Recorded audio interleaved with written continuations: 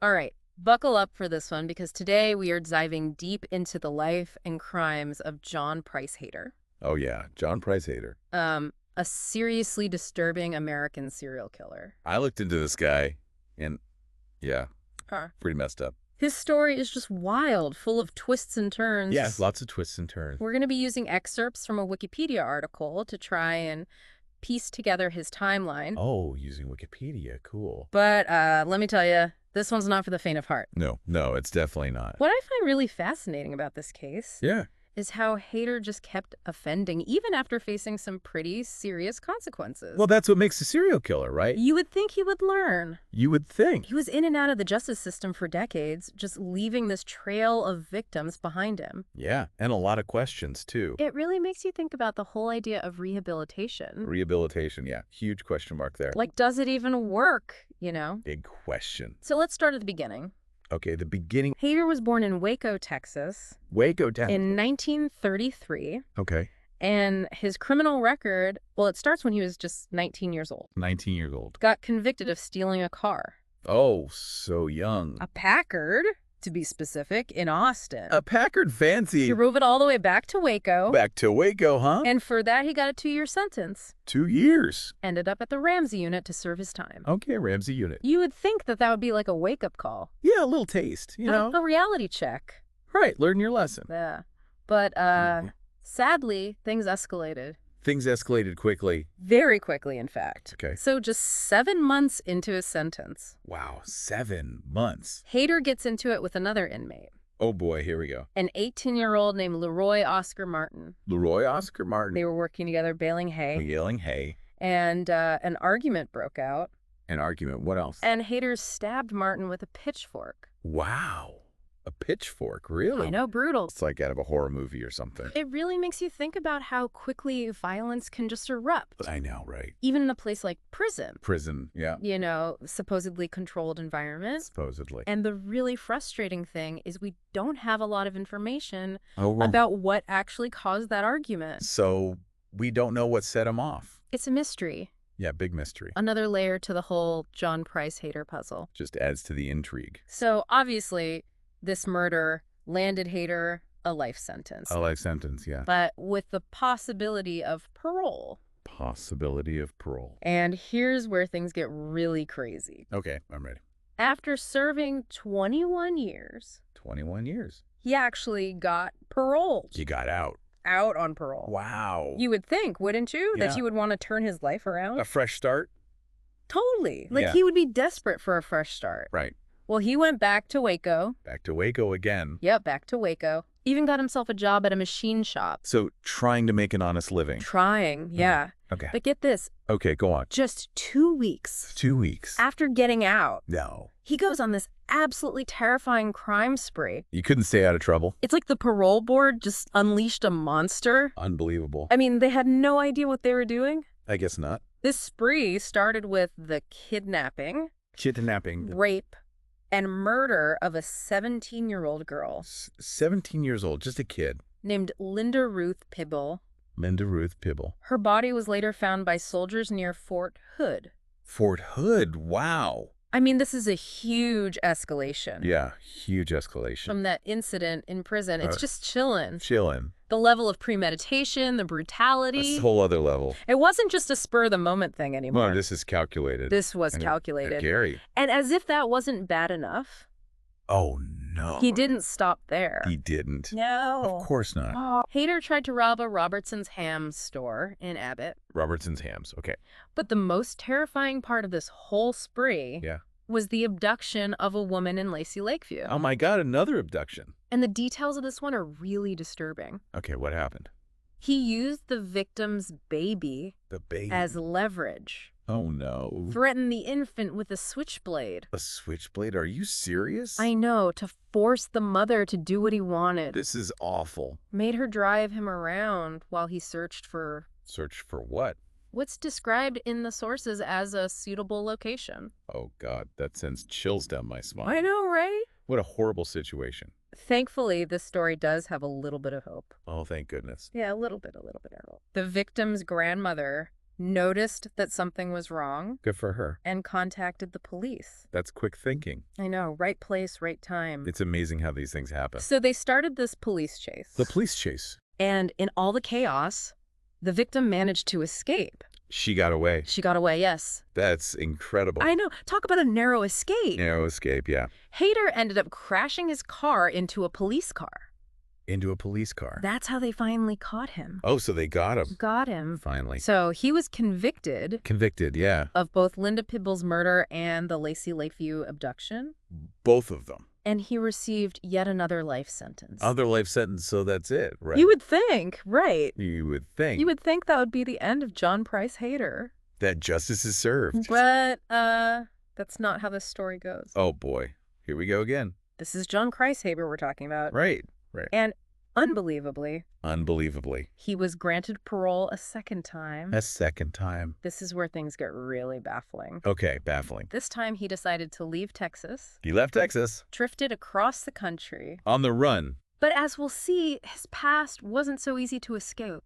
Oh, no, the past always catches up with you. It always does. Always. His pattern of violence, well, it continued. Continued, of course. And the crimes, they just escalated from there. This guy, I swear, it's like the further he drifted, the bolder he got, you know? Yeah. In September of '86, Okay. he ends up in Lakeland, Florida. Lakeland, Florida. Breaks into the apartment of this 80-year-old woman 80 years old, geez. named Tina Ambrose. Tina Ambrose. And this is where things get really, really dark. Yeah, this is where it takes a turn. A dark turn. It's hard to even imagine, you know? I know. He didn't just rob her. No. He tied her up, sexually assaulted her, Oh, God. and then strangled her with a plastic tie from a rain bonnet. A rain bonnet, really. It's like he lost our sense of humanity. It's just brutal, senseless. Senseless. It makes you wonder what was going through his head. I know. Like, what was driving him at this point? Was it power? Yeah. Maybe a need for power. Or just this, like, sadistic pleasure in hurting others? Or maybe, you know, Yeah. after years of crime, maybe he just, Became desensitized. yeah, desensitized to the violence. Like it was just normal to him. Almost like he was numb to it. So after the murder, he steals Ambrose's car, Okay. flees to Delray Beach, Delray Beach. ditches the car there, Okay. and robs an elderly couple at gunpoint. Another robbery. Yeah. This guy never stops. Ties them up, too. Oh, jeez. Takes off in their car. Wow, it's like a one-man crime wave. I know, right? Just relentless. It's just violence and disregard for human life. And you got to wonder, you know, Yeah. could this have been prevented? I mean, If the parole board had... 2 paroles I know, right? after taking a life. After taking a life. And each time he ends up committing even worse crimes. It's mind-boggling. It really is.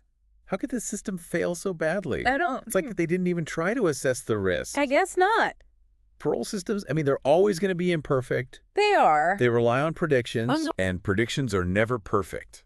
But this is just... It's a tough balance. Yeah, a tough balance. Between giving people second chances Right. and protecting the public. It's almost like they did the opposite of protecting the public. Yeah, in this case, seems like it. What gets me, though, Yeah. is how he just blended in, Blended in, yeah. moved from place to place, Like a go. leaving a trail of devastation. Oh, Gary. It's like he was a master of deception. A chameleon, you know, Yeah. changing his colors to fit in. And all the while harboring this dark secret. That's what's so scary. It really is. It's something we see a lot with these kinds of offenders. You do. Yeah, that transient lifestyle. The drifting. Yeah, drifting, no roots, No sense of belonging. no stability, no connections. So I guess eventually his luck ran out.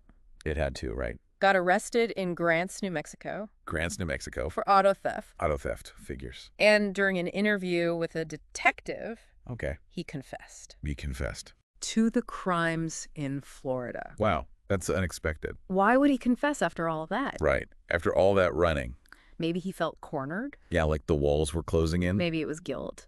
Or maybe he wanted to control the narrative. Like a last act of defiance. Could be. Who knows?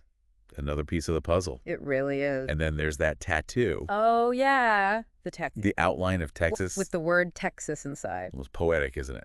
It's like he was branded. Branded by his past, Unable to escape it. no matter how far he ran. And that tattoo, Yeah. it played a crucial role in identifying him Oh, really? as the suspect in those Florida crimes. So they finally connected the dots. We did. So the trial The trial, yeah. took place in this historic courtroom. Okay. Courtroom 1 in Bartow, Florida. Bateau. Known for its, intense atmosphere. Oh, wow. Lots of emotion in that courtroom. Interesting. It was actually the last murder trial held there Really? before they renovated it. So a little bit of history was made? Yeah, in a dark way. In a very dark way. During the trial, they played this recording. A recording. Yeah, of a conversation. Yeah. Hayter and a Polk County detective Okay. named Larry Ashley. And what did Hayter say?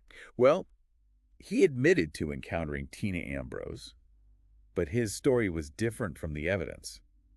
Different how? He claimed he didn't intend to kill her. Didn't intend to kill her. Said he just wanted to rob the place Hmm. and panicked when she came home. Oh, so it was an accident. That's what he said. Okay.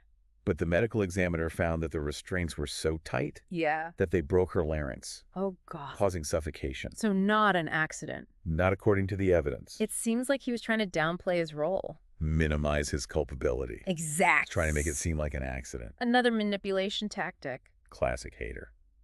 So what happened? Well, despite everything, Yeah. and against the wishes of the victim's family, Oh, wow. the prosecution decided not to seek the death penalty. They didn't. No, Why not? we don't know for sure. Huh. Maybe they felt like another life sentence was enough. I guess so. Or maybe they had concerns about the strength of their case. Interesting. Whatever the reason, Hayter was spared the death penalty. Another life term. Yep, another life term. He began serving that sentence in 1987 87. and died in prison on February 21st, 1995. Died in prison. Just like he started decades earlier. A life defined by crime. A tragic story. A tragic story for everyone involved. For the victims, for their families. And in a way, for Hayter himself. It's a lot to unpack. It really is. So much to think about. You know, after going through all this, I keep coming back to this question.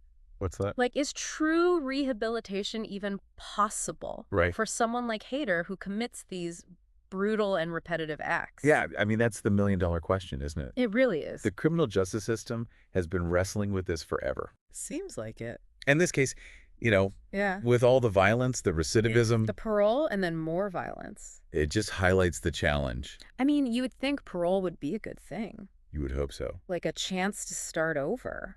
Right, a chance to turn things around. But for Hayter, it's like it had the opposite effect. Almost like a catalyst. Yeah, like it fueled his rage. Instead of rehabilitating him, it's like, It made him worse. yeah, it's a disturbing thought. Maybe for someone like him, Okay. who spent so long in prison, Decades? he got used to it. In a way, yeah. Like prison became his comfort zone. A twisted kind of comfort zone, I guess. So you're saying releasing him Back into society. made him more likely to reoffend. It's definitely a possibility.